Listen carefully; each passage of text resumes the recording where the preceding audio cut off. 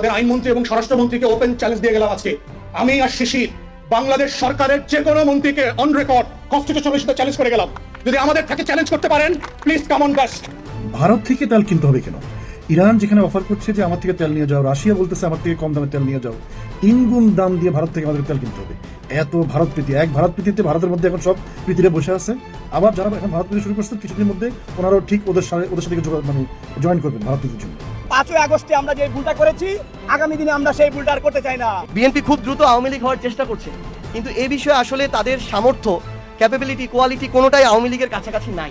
এই গণভোটের রায় যদি আপনারা না মানেন, তাহলে এই সরকারকে আমরা সেদিন থেকেই অবৈধ সরকার বলা শুরু করবো, এবং আমরা এটার জন্য সময় নিব না। আপনারা যেমন আমাদের সকল অর্জন ধূলিসাৎ করে দেওয়ার জন্য সময় নিচ্ছেন না, আমরা কিন্তু সেটার জন্য সময় নিব না। আমাদের সৌদি আরব মদিনায়, মানে মক্কা মদিনায় যত জনের সাথে দেখা হয়েছে, সবাই বলেছে শহীদ ওসমান হাদির বিচারটা, হত্যাকাণ্ডের বিচারটা যাতে দ্রুত হয়। আর না হলে আমাদের এখানে থাকার কোনো দরকার নেই। এই বিলটি যেভাবে দিনে দুপুরে একটা ছল চাতুরি করে, একটা জোচ্চুরির মাধ্যমে এই বিলটি সংশোধনী হিসেবে পাস করে নেওয়া হলো। বিএনপি সরকারের বিরুদ্ধে জামাত, হেফাজত জন্ম নেই, অনিবার্যভাবে এক হয়ে যাবে। আসসালামু আলাইকুম দর্শক, নতুন একটা নিউজে সবাইকে স্বাগতম। বর্তমান বাংলাদেশের রাজনৈতিক প্রেক্ষাপট নিয়ে খুবই তথ্যবহুল একটা ভিডিও আজকে আপনাদের সম্মুখে নিয়ে হাজির হয়েছি। দর্শক, ভিডিওর শুরুতে অনেকগুলো ভিডিওর অংশ বিশেষ আপনারা দেখেছেন না, এবং তাদের কথাগুলো শুনেই বুঝতে পেরেছেন যে বাংলাদেশের বর্তমান রাজনৈতিক প্রেক্ষাপট কিরকম হতে চলেছে বা কিরকম হচ্ছে। দর্শক, আজকে সেই সমস্ত ভিডিওই আপনাদের সাথে শেয়ার করব, যেগুলো ভিডিও দেখলে এবং যে কথাগুলো শুনলে আপনারা অবাক হতে বাধ্য হবেন। দর্শক শ্রোতা, তাই বলবো না টেনে পুরো ভিডিওটি দেখতে থাকুন। আর আমাদের চ্যানেলে যদি আপনারা নতুন হন, প্রতিনিয়ত এই ধরনের গরম গরম খবর পেতে চ্যানেলটি সাবস্ক্রাইব করবেন। যারা করেছেন ধন্যবাদ। চলুন একটা লাইক দিয়ে সবগুলো ভিডিওর বিস্তারিত আলোচনা শুনে আসি। আমাদের দেশের এখন যে সংসদটা চলছে, ওটা একটা ছোটখাটো স্কুল, একটা ট্রেনিং সেন্টার। আমরা দেখেছি মাননীয় প্রধানমন্ত্রী যখন কাগজ তুলে কথা বলছেন, দেখে দেখে কথা বলছেন, তখন আমাদের মাননীয় স্পিকার বলছেন ওটি হবে না, দেখে দেখে বলা চলবে না, এখানে মুখস্থ বলতে হবে। হ্যাঁ, আপনি পারবেন, একটু দেখবেন, একটু বলবেন, একটু দেখবেন, একটু বলবেন। এরকম অনেক ঘটনা ঘটছে আমাদের এই সংসদে, বেশ মজাই লাগছে। কাউকে তো এমনও বলতে শুনেছি, মাননীয় সংসদ বলছেন ম্যাডাম, ভাই। স্যার বলছেন না, স্পিকার সাহেব বলছেন না, ভাই বলা যাবে না, এখানে বলতে হবে মাননীয় স্পিকার। অনেক ঘটনা ঘটছে। আমি এতে খুব একটা মানে আশ্চর্য হইনি এই জন্য যে এবারকার যে সংসদটা হয়েছে, এখানটায় ম্যাক্সিমাম যারা সাংসদ ম্যাক্সিমামই নতুন। এবং আপনারা জানেন যে বিরোধী দলীয় প্রধান, উনিও জীবনের প্রথম সংসদে এসেছেন, এবং ট্রেজারি বেঞ্চের যে প্রধান, মাননীয় প্রধানমন্ত্রী, উনিও জীবনের প্রথম এসেছেন। কয়েকজন আছেন পুরনো, যারা একটু অভিজ্ঞ, তারা আসলে সংসদটাকে জমিয়ে রেখেছে, সংসদটাকে চালাচ্ছে। এটা নিয়ে অনেক আলোচনা সমালোচনা আছে, অনেক ধরনের কথা বলছে। আমি সেই প্রসঙ্গে যাচ্ছি না।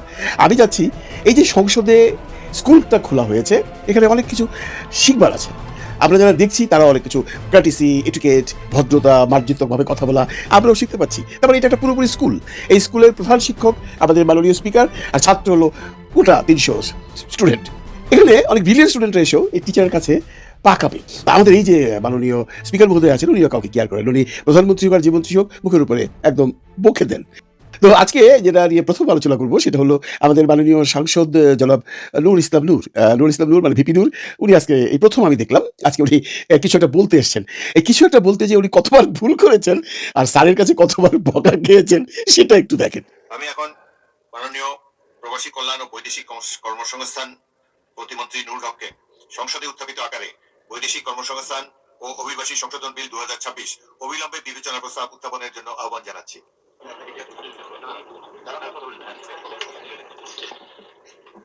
আমি মোহাম্মদ নুরুল হক, প্রবাসী কল্যাণ ও বৈদেশিক কর্মসংস্থান মন্ত্রণালয়ের প্রতিমন্ত্রী। বৈদেশিক কর্মসংস্থান ও অভিবাসী আইন 2013 অধিকতর সংশোধন কল্পে আনিত বিলটি মহান জাতীয় বৈদেশিক কর্মসংস্থান ও অভিবাসী সংশোধন বিল 2026 অবিলম্বে উত্থাপিত আকারে বিবেচনা করা হোক। আবার বলেন। আমি মোহাম্মদ নুরুল হক, প্রবাসী কল্যাণ ও বৈদেশিক কর্মসংস্থান মন্ত্রণালয়ের প্রতিমন্ত্রী। বৈদেশিক কর্মসংস্থান ও অভিবাসী আইন 2013 অধিকতর সংশোধন কল্পে আনিত বিলটি বৈদেশিক কর্মসংস্থান ও অভিবাসী আইন সংশোধন বিল 2026 উত্থাপিত আকারে বিবেচনা করা হোক। আবার বলেন, অবিলম্বে বিবেচনার জন্য আবার উত্থাপন করুন। আমি মোহাম্মদ নুরুল হক, প্রবাসী কল্যাণ ও বৈদেশিক কর্মসংস্থান মন্ত্রণালয়ের প্রতিমন্ত্রী। বৈদেশিক কর্মসংস্থান ও অভিবাসী আইন 2013 অধিকতর সংশোধন কল্পে আনিত বিলটি বৈদেশিক কর্মসংস্থান অভিবাসী সংশোধন বিল 2026 অবিলম্বে উত্থাপিত আকারে বিবেচনা করা হোক। অবিলম্বে বিবেচনার জন্য গ্রহণ করা হোক। ধন্যবাদ মাননীয় প্রতিমন্ত্রী। সংসদের সামনে ফেল একদম ফেল। এ বলে বহুত বড় নেতা, এ বলে বিভিন্ন জায়গায় ভাষণ দিত, এ বলে ঢাকা ইউনিভার্সিটি স্টুডেন্ট, দেখেও পড়তে পারে না, ফেল, টোটালি ফেল। কিন্তু আমাদের স্যার মানে মাননীয় স্পিকার একটু মুচকি হাসছেন। মানে এই যে সিটটা দেখলেন, উনি 3 বার পড়ালেন এবং উনি দেখেও পড়তে পারলেন না। কি দুঃখের ব্যাপার। কাদেরকে আমরা ভোট দিয়ে এই সংসদে পাঠিয়েছি, আর এই সংসদ থেকে আমরা কি বা পাবো সেটা এখন আলোচ্য বিষয়। বাংলাদেশের প্রতিটি মানুষের মুখে মুখে একটি আলোচনা, কাদের পাঠালাম। এর জন্য আমি প্রথম গানটা দিলাম, স্কুল খুইলাছে রে বৌলা, স্কুল খুইলাছে, আমাদের এই সংসদে স্কুল খুইলাছে। এনিওয়ে, এখন মূল প্রসঙ্গে আসি। সেটা হলো, আপনারা জানেন যে 1991 সালে যখন বিএনপি সংখ্যাগরিষ্ঠতা দিয়ে সরকার গঠন করেছিল, তারপর তারা বেশ সুন্দরভাবেই চালাচ্ছিল। এর মধ্যে 94 সালে একটা বাই ইলেকশন হলো মাগুরায়। সেই মাগুরায় কি হয়েছিল আপনাদের মনে আছে? সেই মাগুরার জের ধরেই 96 সনের ইলেকশনে বিএনপি পাশ করেও টিকতে পারেনি। এই তখনই আসলে মূল আন্দোলনটা শুরু হয় তত্ত্বাবধায়ক সরকার দিয়ে। কেন? যে সরকার ক্ষমতায় থাকে তার দ্বারা কোনো একটা ভালো ইলেকশন করবার মানসিকতা থাকে না। এরপরে তত্ত্বাবধায়ক সরকার এসছে, এরপরে তার অনেক কিছু হয়েছে। আপনারা জানেন এই আওয়ামী লীগ এসে আবার তত্ত্বাবধায়ক সরকার প্রথা বাতিল করেছে, নিজেরা ইলেকশন করেছে, দিনের ভোট রাতে, রাতের ভোট রাতে, এই ভোট, এগুলো করে দীর্ঘ 17 বছর দেশ শাসন করেছে। আমাদের দেশের যে আন্দোলনটা হয়েছিল, এটা কোটা আন্দোলনের চেয়ে সবচেয়ে বড় ক্ষোভ ছিল সাধারণ মানুষের নির্বাচনে যেতে পারেনি। বাংলাদেশের মানুষ ভোট দিতে পারেনি দীর্ঘ 3টি ইলেকশনে। এই ইলেকশনটা যদি আওয়ামী লীগ ঠিক মতো করতো, তাহলে হয়তো বা আওয়ামী লীগ এখন পর্যন্ত টিকে যেত। অন্যান্য যে সমস্ত চুরি চামারি, ডাকাতি, টাকা পয়সা নেওয়া, এই টাকা পয়সা পাচার করা, ওগুলো হয়তো বা মানুষ এভাবে জানতোও না, শুনতেও না, যদি ইলেকশনটা অন্তত আওয়ামী লীগ ঠিক মতো করতো। আওয়ামী লীগ পারেনি, যার জন্য তাকে খেসারত দিয়ে পালিয়ে যেতে হয়েছে পুরো দল নিয়ে। আজকে তো সেই দল নিশ্চিহ্ন। আপনারা জানেন আজকে সংসদে পাসও হয়ে গেছে যে আওয়ামী লীগ আর রাজনীতি করতে পারবে না, আওয়ামী লীগকে তার কার্যক্রম টোটালি বন্ধ করে দিয়েছে। এই যে একটা সমস্যা আমাদের দেশে, যে সরকার ক্ষমতায় থাকবেন সেই সরকারই তার ইচ্ছা মতো একটা ইলেকশন করাবেন। দেখুন, বিএনপি 212টা 218টা সিট পেয়ে এসছে, প্রচুর সংখ্যাগরিষ্ঠতা। সেই 91ও তাদের তাই ছিল, কিন্তু 94 সেই বাগুড়ার সিটটার কোনো দরকার ছিল না। কিন্তু সেখানেও এই কারুকার্য করতে যেয়ে যে ঝামেলাটা মানে পোহাতে হয়েছিল বিএনপিকে, তার খেসারত দিতে হয়েছিল তার ডাবল। এখনও বিএনপি এতগুলো সাংসদ নিয়ে এসছেন, সংখ্যাগরিষ্ঠতা পেয়েছেন, মানুষ গ্রহণ করেছে যেভাবেই হোক, তারপরে ওই সিটটা পেতে হবে। বগুড়া এবং শেরপুর ওই দুটো পেতে হবে। আপনারা অলরেডি জানেন, অলরেডি দেখেছেন, বিভিন্ন রকম কন্টেন্ট বাজারে এসছে যে বগুড়ায় যেমন তেমন মাগুরায় একটা বিরাট ঘোট কাটছে পেয়েছে। আপনারা অনেকেই দেখেছেন, ওই যে মুড়ি বই যে থাকে, প্রিজাইডিং অফিসার যারা আছেন তারা ওটার মধ্যে সিল ছাপ্পর মেরে বসে আছেন, 10টা 15টা 20টা করে বিভিন্ন রকম ক্লিপ বাজারে এসছে। এগুলো একটা এআই, এগুলো সব সত্য ঘটনা। আমি একটা ক্লিপ দেখাচ্ছি। এটা কেন করেছে? এমন কোনো ভিড় তো আজকে ছিল না যে আমরা করে রেখেছি। আইন অনুযায়ী কিন্তু সে পারে না। আইন অনুযায়ী ভোটার যখন আসবে তার সামনে সে সিল দেবে, স্বাক্ষর দেবে, তাকে সেই মুড়ি বই থেকে ছিঁড়ে দিয়ে দেবে সেটা। কিন্তু তারা করে রেখেছে। একটু দেখুন।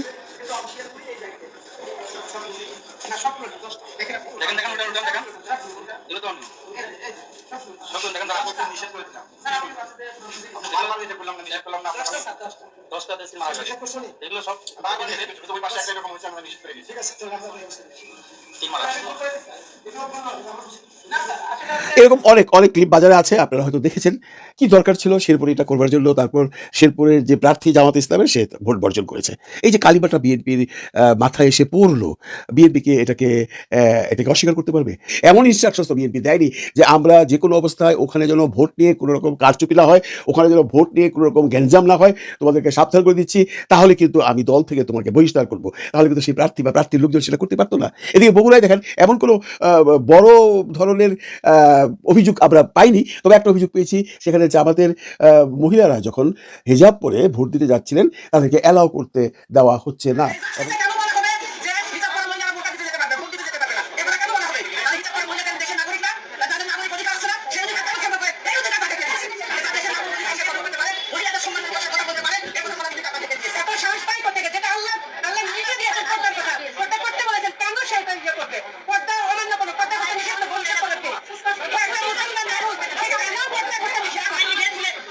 না, এমন ঘটনা আমরা দেখেছি।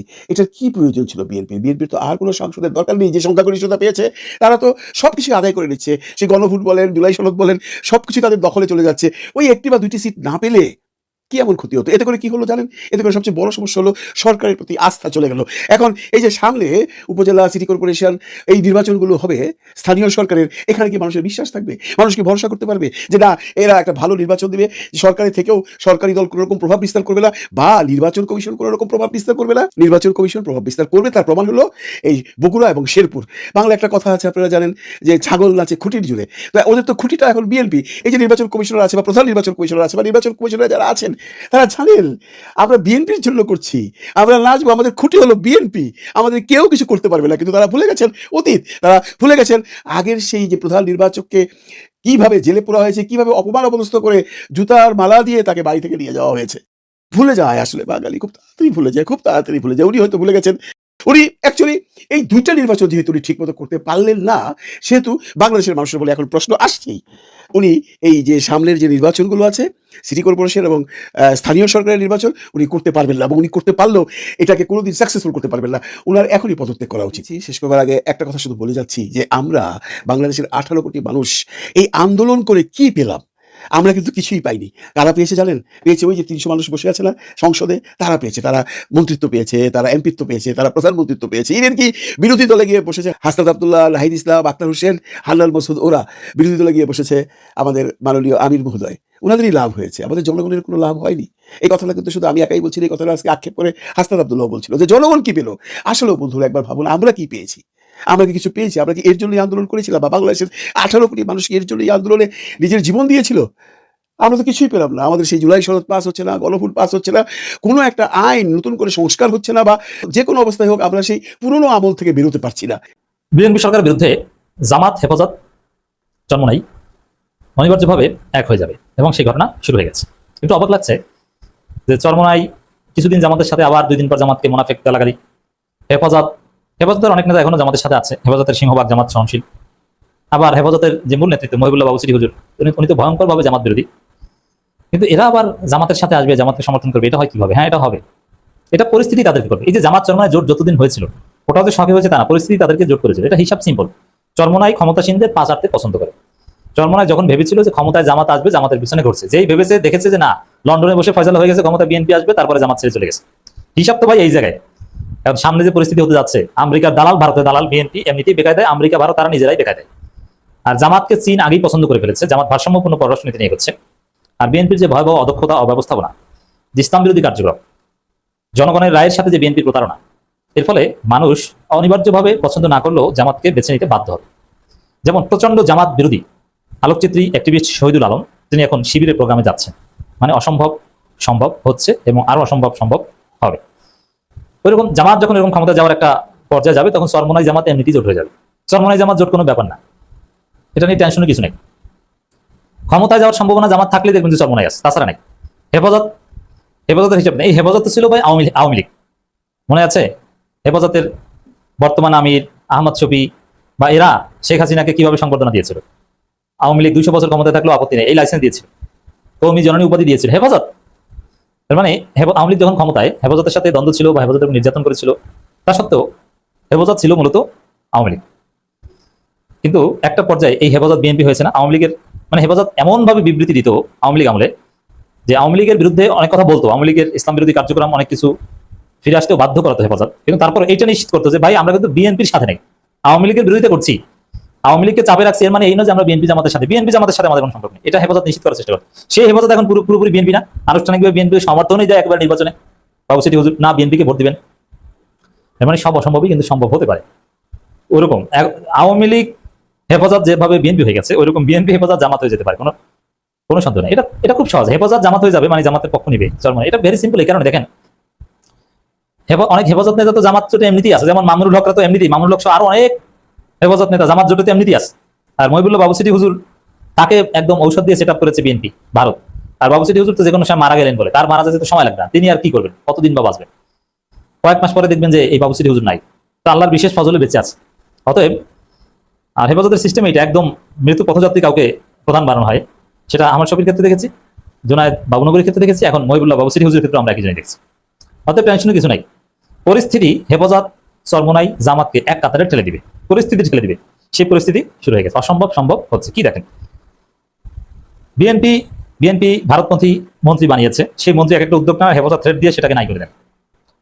ভারতের দালাল সংস্কৃতি মন্ত্রী নিতাই রায় চৌধুরী, তিনি বলেছেন যে মঙ্গল শোভাযাত্রা হবে, আনন্দ শোভাযাত্রা না। হেফাজত থ্রেড দিয়েছে, আমরা সবাই থ্রেড দিয়েছি, মঙ্গল শোভাযাত্রা তোমার পিছন থেকে ঢুকিয়ে দিব, কোনো মঙ্গল শোভাযাত্রা করতে দেওয়া হবে না, আনন্দ শোভাযাত্রা করলে করো। এখন সরকার বলাচ্ছে ঢাকা বিশ্ববিদ্যালয় কর্তৃপক্ষের মাধ্যমে যে না, আনন্দ শোভাযাত্রাই হবে, মঙ্গল শোভাযাত্রা না। লাইনে এসেছে, কারণ হেফাজতের মিনিমাম যেটা অস্তিত্ব, সব জায়গার সাথে এখন বিএনপি বেইমানি করছে। আর ক্ষমতা আসা হয়ে গেছে, এখন আর হেফাজতকে বিএনপি চিনবে না। এটা সিম্পল। ক্ষমতা আসার পর বিএনপি তার স্ত্রীকেই চেনে না। দুঃসময়ে ছাত্র দলের আমি এরকম কয়েকজনকে চিনি, একজন বাংলা কলেজে পড়তেন, সেই আওয়ামী ফেসিবাদের আমলে এক মেয়ের সাথে প্রেম করে বিয়ে করেছেন, ওই মেয়ে টিউশনি করিয়ে তাকে চালাতো। যেই আওয়ামী লীগের পতন হয়েছে, ওই ছাত্রদল নেতা সুসময় এসেছে, তার সেই সাবেক গার্লফ্রেন্ড বর্তমান স্ত্রী তাকে ডিভোর্স দিয়ে দিয়েছে। এরা স্ত্রীকেই চেনে না সুসময় পেলে, তো হেফাজতকেও চিনবে না। আর বিএনপি তো ভারত ডিজিএফআই আমেরিকার ফাঁদে পড়েছে, আর ভারত ডিজিএফআই আমেরিকার কথা যা করতে হবে এটা হেফাজত কখনোই মেনে নিতে পারবে না। যেমন দেখেন, এটা খুব সিরিয়াসলি নিয়েছে এবং ভারত এটা জোর করে চাপিয়ে দিচ্ছে যে প্রাথমিক বিদ্যালয় সঙ্গীতের শিক্ষক নিয়োগ ইউনুস বাতিল করেছিল, কিন্তু এটা বাবা নিতাই রায়, আমার সন্তান নিতাই রায় চৌধুরী, মোদী বলছে যে আমার সন্তান তুল্য নিতাই, তোমাকে প্রতিমন্ত্রী বানিয়ে দিয়েছি, তুমি এটা করোই। এখন নিতাই রায় চৌধুরী বলছে যে না, এটা আমরা করবোই, অ্যাট এনি কস্ট আমরা প্রাথমিক বিদ্যালয় সঙ্গীতের শিক্ষক নিয়োগ দিব, বেতন দেবে শিক্ষা মন্ত্রণালয়, নিয়োগ দিব আমরা সংস্কৃতি মন্ত্রণালয়। কিন্তু এখানে হেফাজত এসে বাগড়া বাজিয়েছে। হেফাজত বলেছে প্রাথমিকে ধর্মীয় শিক্ষক দিতে হবে, সঙ্গীত শিক্ষক নয়। এমন ভাবে হেফাজত বলছে যে বিএনপির ইসলাম বিরোধী কাজ হেফাজত করতে দিবি না, এটা আমরা নিচ্ছি। হেফাজতের অনেক সমালোচনা আছে, কিন্তু একদম সুস্পষ্ট ইসলাম বিরোধী কাজের সময় চুপ থাকবে এটা তো হবে না। ওই সময় তারা ঠিকই কথা বলবে। আর হেফাজতের বাবুসিটি হুজুর যতই দালাল হোক, এখানে তো মামুনুল হকরাও আছেন, আইজুল হক ইসলামাবাদীর আরো অনেক বড় বড় গুরুত্বপূর্ণ হেফাজতের তরুণ নেতারা আছেন, তারা কিন্তু অন্যায়ের সাথে আপোষ করবেন না। এখন বিএনপি যেহেতু ভারতের দালাল, তারা ভারতকে খুশি করতে এরকম নানান ইসলাম বিরোধী কাজ করতে বাধ্য হবেন, অলরেডি করছেন। এবং সংস্কৃতি মন্ত্রী বানিয়েছে একজন হিন্দুকে, ভারতের দালালকে, এটা অসম্ভব ছিল। তো এর ফলে দেখবেন যে এক পর্যায়ে বিএনপির সাথে আর অ্যালাইনমেন্টে থাকতে পারবে না হেফাজত। চরমনাই ক্ষেত্র সেম, চরমনাই আর জামাত তো এমনিটি নেই। তখন বলবে যে না, ইসলাম হেফাজত এই বিএনপি দ্বারা সম্ভব না। আওয়ামী লীগ যেরকম ইসলামের বিরুদ্ধে ছিল, বিএনপিও এরকম ইসলামের বিরুদ্ধে, এরা ভারতের দালাল, লাগবে আমাদেরকে জামাত এবং চরমনাইকে। একটা পর্যায়ে তারা ফিল করবে সবাই, এবং আমরা চাই জামাত চরমনাই হেফাজত সবাই এক লাইনে কাজ করবে। দর্শক কঠিন বিবৃতি দিয়েছে। ধর্মপ্রাণ অভিভাবকদের অমতে গান বাজনায় শিশু কিশোরদের বাধ্য করা ধর্মীয় স্বাধীনতা লঙ্ঘন। মানে বিএনপি সরকার ধর্মীয় স্বাধীনতা লঙ্ঘন করতে যাচ্ছে। হেফাজত ইসলাম আইজুল হক ইসলামাবাদী স্বাক্ষরিত এক বিবৃতিতে এটা জানিয়েছে এবং কঠিন ভাষায় বিবৃতি দিয়েছে। এবং শেষের বিবৃতিতে এই যে নিতাই রায় চৌধুরীর নাম ধরে সমালোচনা করা হয়েছে।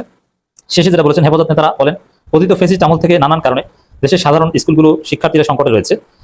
বিদ্যমান সেগুলো শিক্ষা ব্যবস্থায় নানান ব্যর্থতা, প্রশ্নফল জালিয়াতি, অদক্ষতা ও জাতীয় পাঠ্য বই বিতর্কের কারণে দেশের আগামীর অভিভাবকদের আস্থা হারিয়েছে।